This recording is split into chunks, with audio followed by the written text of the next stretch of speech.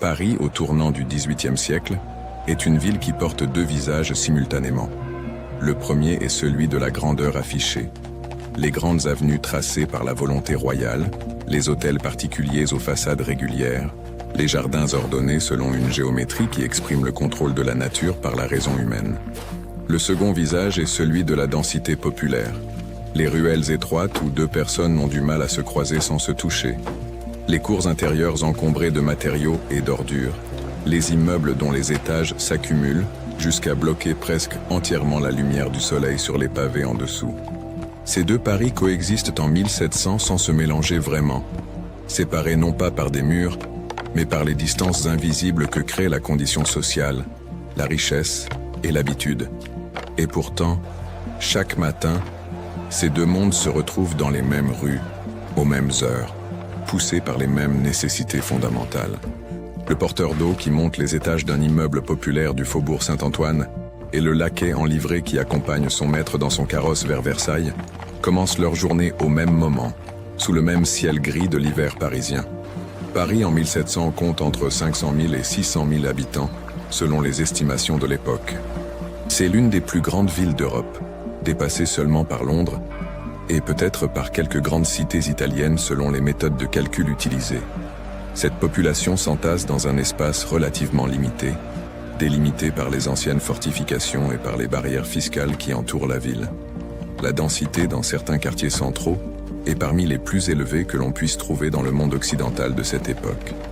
La monarchie absolue de Louis XIV, qui règne depuis 1643 et qui approche de la fin de son long règne en 1700, a profondément marqué l'organisation de Paris.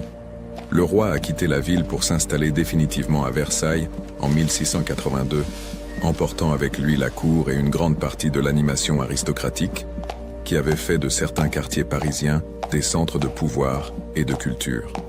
Mais Paris n'est pas devenu pour autant une ville secondaire. Au contraire, son rôle commercial, artisanal et intellectuel s'est consolidé dans les décennies qui ont suivi le départ royal.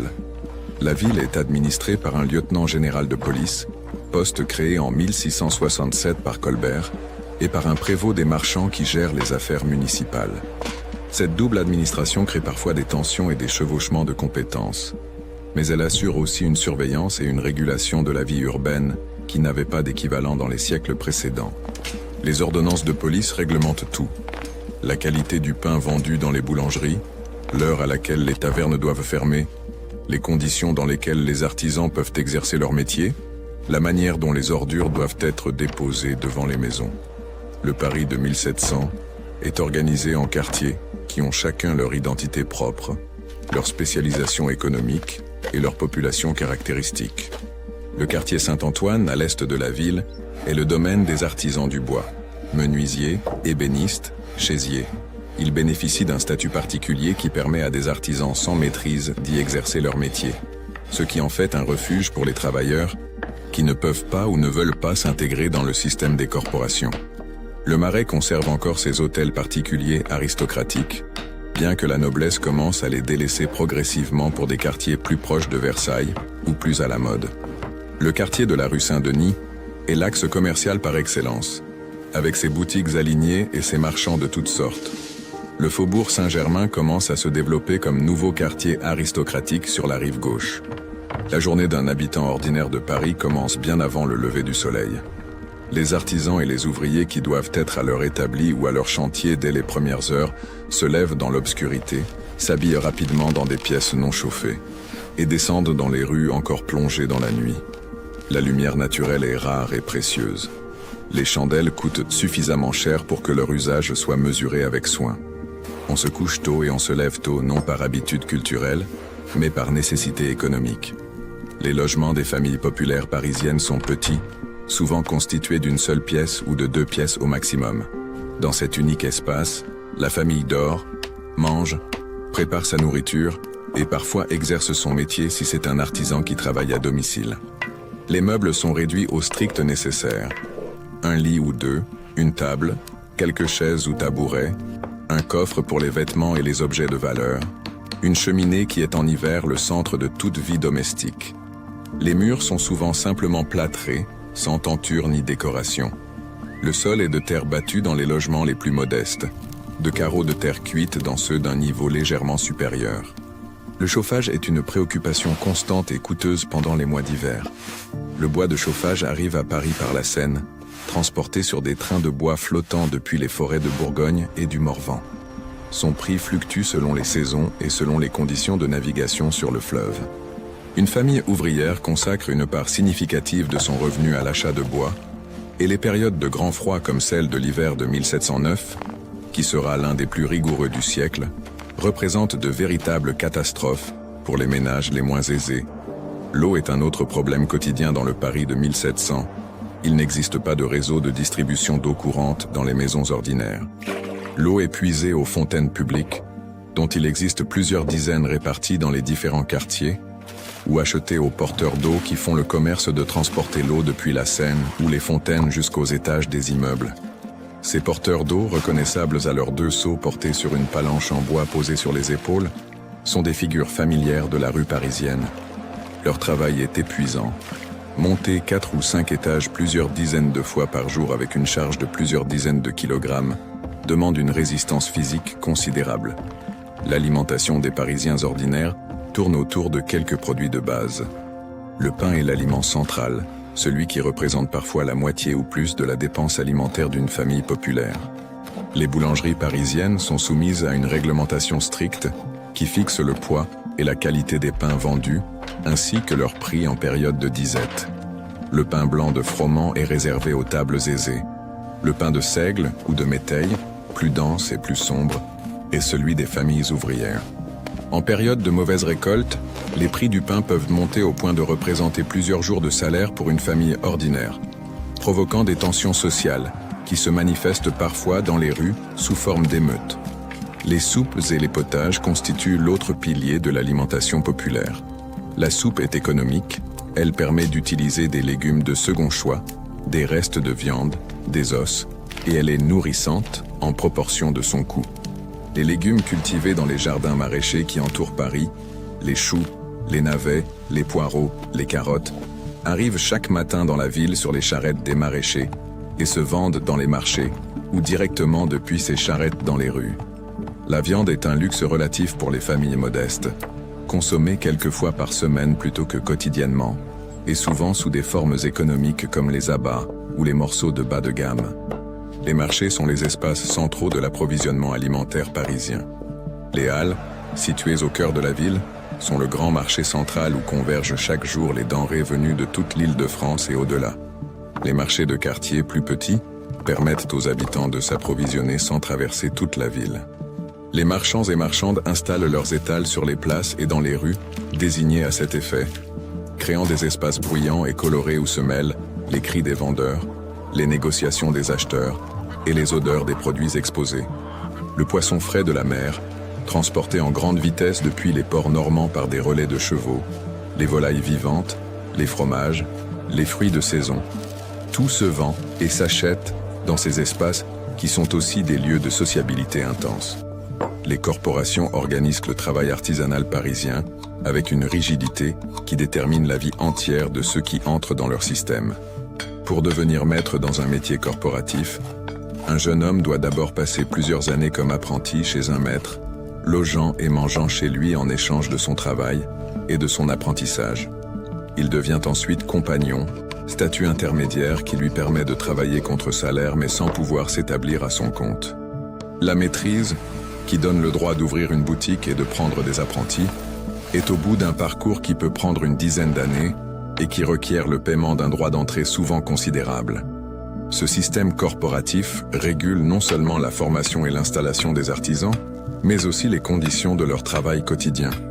Les horaires, les techniques autorisées, la quantité et la qualité des produits fabriqués sont encadrés par des statuts qui varient selon chaque corporation.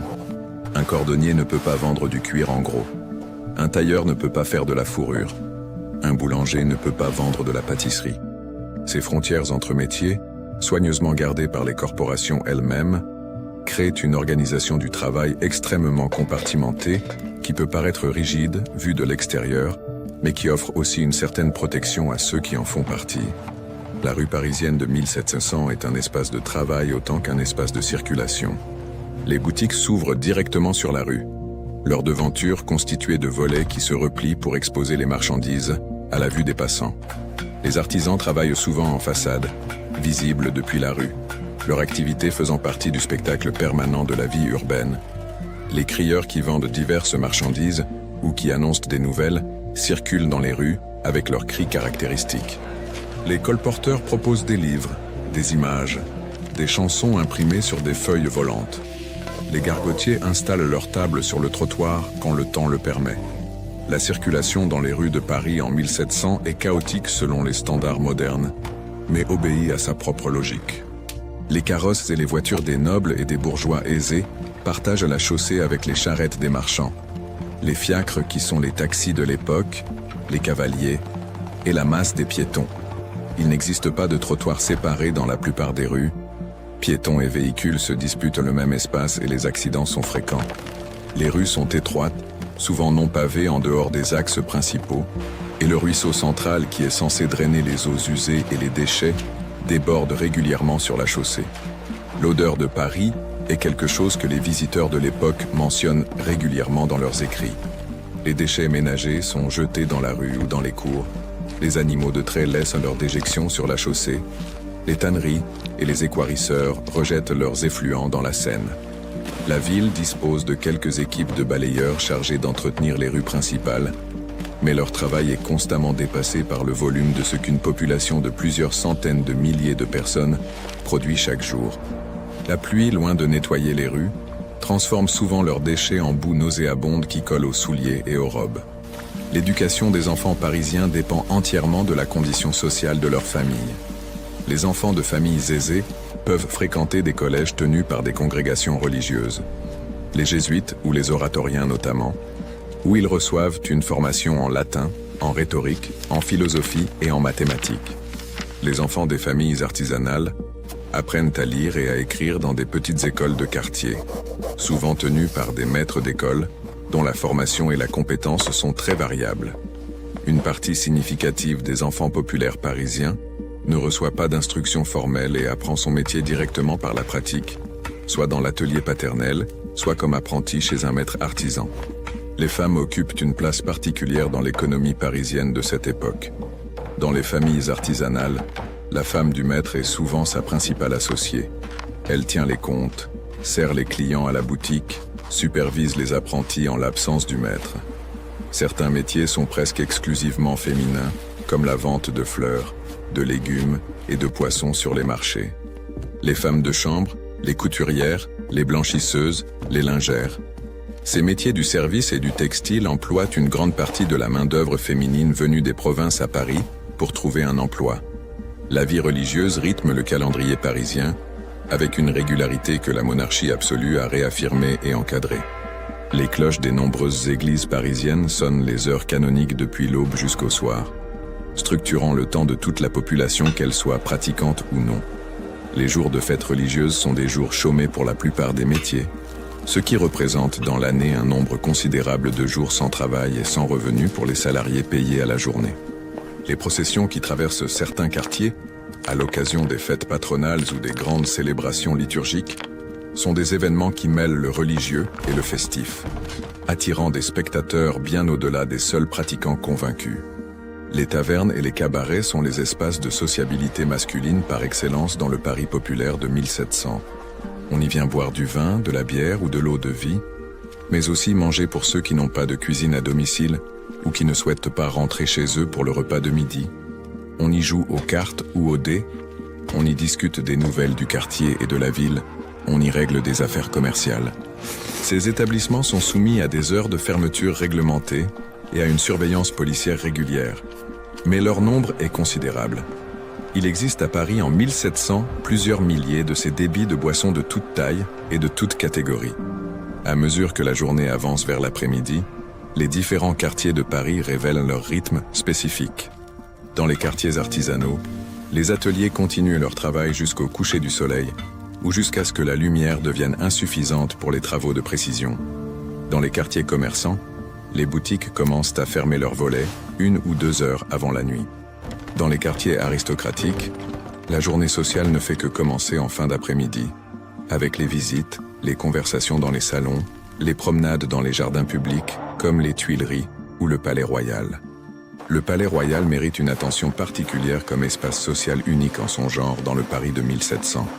Propriété du duc d'Orléans, ses galeries et ses jardins sont ouverts au public et constituent un lieu de promenade et de rencontre pour toutes les couches de la société parisienne. On y trouve des boutiques élégantes, des cafés qui commencent à se multiplier depuis leur introduction dans la ville quelques décennies plus tôt, des librairies, des spectacles de rue. C'est un espace où la hiérarchie sociale habituelle est partiellement suspendue, où un bourgeois peut croiser un aristocrate et où un artisan bien mis peut se promener sans paraître déplacé. Les cafés sont une nouveauté relativement récente dans le paysage parisien de 1700.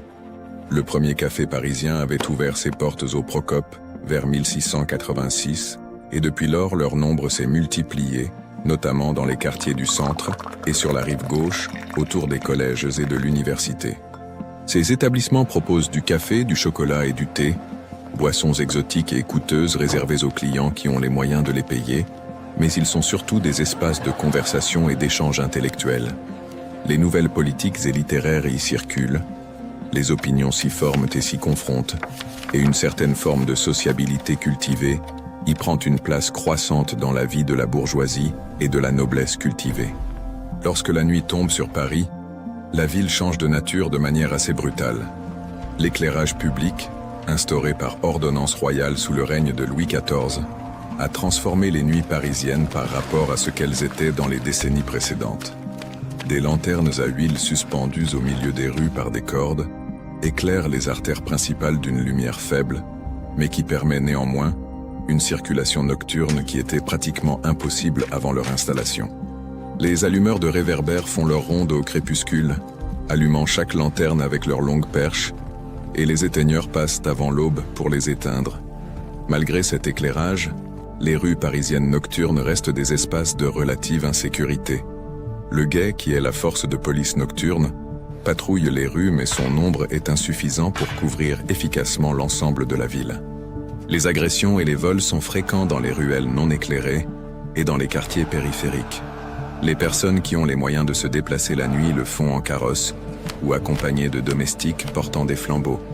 Les habitants des quartiers populaires évitent autant que possible les déplacements nocturnes. Les théâtres et les spectacles animent certaines soirées parisiennes pour ceux qui ont le temps et les ressources de s'y rendre. La Comédie Française, fondée en 1680 par fusion de plusieurs troupes, présente des pièces de Molière, de Racine et de Corneille devant un public qui va de la noblesse aux artisans les plus aisés. L'opéra, installé dans plusieurs salles successives, est un spectacle plus coûteux et plus exclusivement réservé aux couches supérieures de la société. Les foires de Saint-Germain et de Saint-Laurent, avec leurs théâtres forains, leurs acrobates, leurs marionnettistes et leurs saltimbanques, offrent une forme de divertissement plus accessible et plus populaire. Paris en 1700 est une ville qui fonctionne avec les tensions permanentes que crée la coexistence de conditions de vie aussi différentes en un espace aussi restreint. La richesse ostentatoire de certains hôtels particuliers et la misère visible dans certains coins de rue existent à quelques mètres l'une de l'autre. La réglementation stricte imposée par la monarchie absolue, à travers ses ordonnances de police, coexiste avec une réalité quotidienne difficile à contrôler entièrement. L'idéal d'ordre que la monarchie veut imposer à la ville se heurte constamment au désordre vital d'une population nombreuse et diverse. Ce Paris-là, avec ses contradictions et ses équilibres précaires, avec ses odeurs et ses bruits, avec ses hiérarchies rigides et ses espaces de liberté relative, a existé pendant des décennies avant de commencer à se transformer sous la pression des changements économiques et intellectuels du XVIIIe siècle. Les hommes et les femmes qui vivaient dans ces rues en 1700 ne savaient pas qu'ils habitaient dans une ville au seuil d'une transformation profonde. Ils faisaient leur pain, réparaient leurs chaussures, portaient leur eau, allumaient leurs chandelles